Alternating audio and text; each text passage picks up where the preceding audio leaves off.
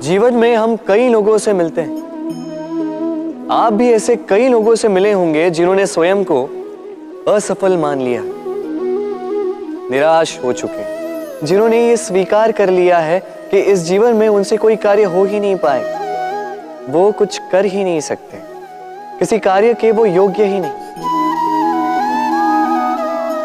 किंतु ऐसा नहीं, इस संसार में ऐसा कुछ भी नहीं है जो योग्य नहीं है।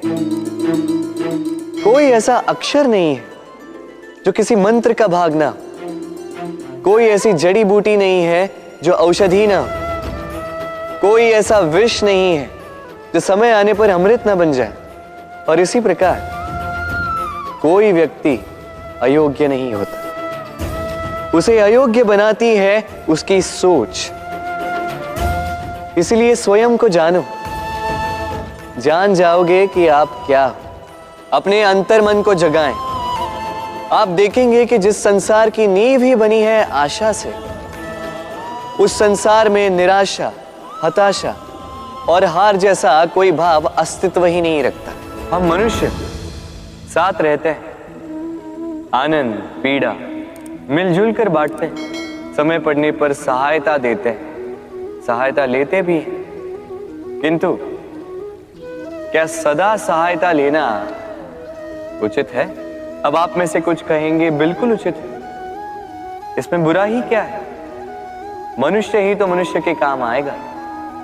बिल्कुल उचित कहा आपने, किंतु सदा के लिए सहायता लेना उचित नहीं है।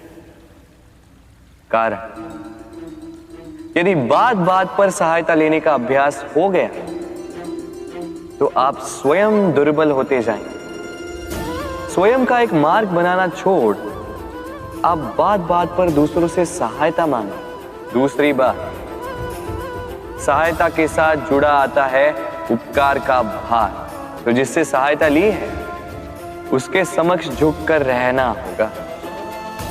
इसीलिए संकट में भी सोच विचार करके सहायता ली, क्योंकि संकट तो कुछ दिनों पश्चात निकल जाए, किंतु उस उपकार के ऋण का भार जीवन भर आप पर रहे। राधे राधे।